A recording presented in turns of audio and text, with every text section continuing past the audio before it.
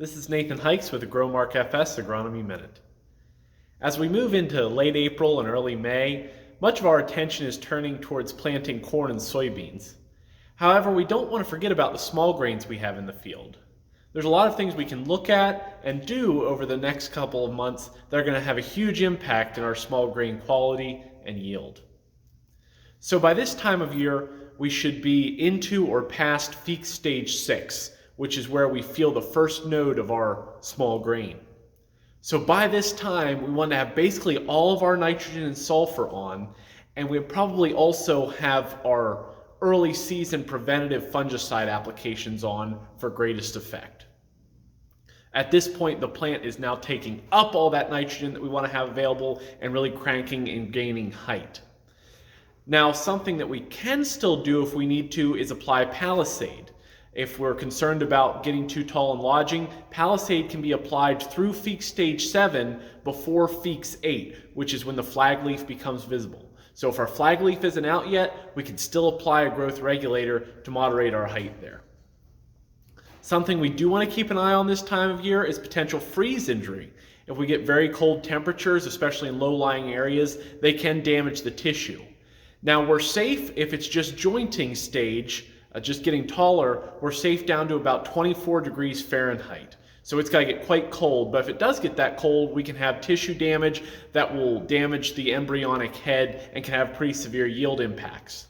Now, once we move into boot stage, it comes up to 28 degrees Fahrenheit, that if we reach that, we could have once again, some fairly severe problems. So if we get near those temperatures, you might want to check your lower lying areas or areas that are in the greatest amount of danger. This time of year, in the jointing and then up through the flag leaf stage, there's several things we're going to want to scout for. The key is insects, and probably the biggest one there is going to be the cereal leaf beetle. So they're a small kind of black bug that have slime kind of over the top of them, and if you walk through a field that has them, you'll know about it because they'll have debris, little black specks all over your pants. So we want to keep an eye on the cereal leaf beetle that make little clear spots called window painting on our especially flag leaves. So we want to prevent that because the flag leaf and the leaf below it are where most of our carbohydrates come to feed our head. So if we have cereal leaf beetle or even aphids and a little bit later true armyworms, we want to keep an eye out for them so we can apply an insecticide if needed. We can also be keeping an eye out for several foliar diseases at this time, rusts, streaks, that sort of thing, and if they're starting to come onto the flag leaf, we might need to make a fungicide application. However, they're not too bad. Whatever we spray at head scab timing will probably clear that up as well. And head scab timing is probably the big ticket item for our late spring or early summer management of our small grains. In our geography, we basically have to spray for head scab or we'll have Fusarium head blight, which is a huge detriment to both yield and quality and can make it unsaleable for flour. So we've got several great products to take care of head scab. Some of the newer ones claim a broader window of applications, so we have a little bit more room to make a good application. But whatever we use, the best results are going to come from spraying at first flower. So we got the head out, we're starting to see those anthers, and that's Feek stage 10.51. Now the one exception to this is barley. Barley, we want to do it slightly earlier, Feek stage 10.5, which is just head emergence with no flowers on there. So we want to make plans and be scouting, so as soon as it's ready, we get on there with our head scab fungicide application.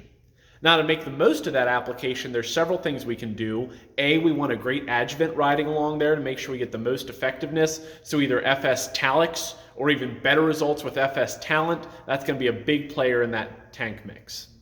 If we want to do something else that's really going to help us push our test weight and push some of our falling numbers and our protein in our wheat, we've got some options. We can add some micros.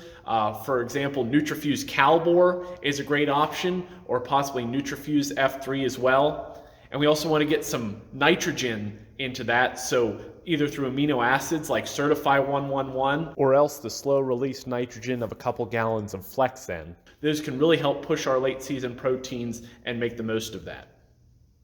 Now we want to remember, if our small grain is going for forage rather than grain, we have to watch very carefully, because boot stage is going to be the maximization of both quality and tonnage. If we harvest too early, we give up a lot of tonnage, but if we let the head come out, we're going to lose a lot of protein and some of our quality as well. So as soon as we've got that flag leaf coming out, we're going to want to start feeling that stem for the swell that is the head, and wait for that to get close up below that last leaf node, and that's when we're going to want to get that small grain cut for maximum yield and maximum quality as well.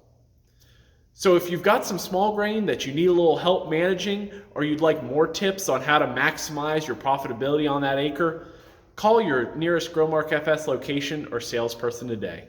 Thank you.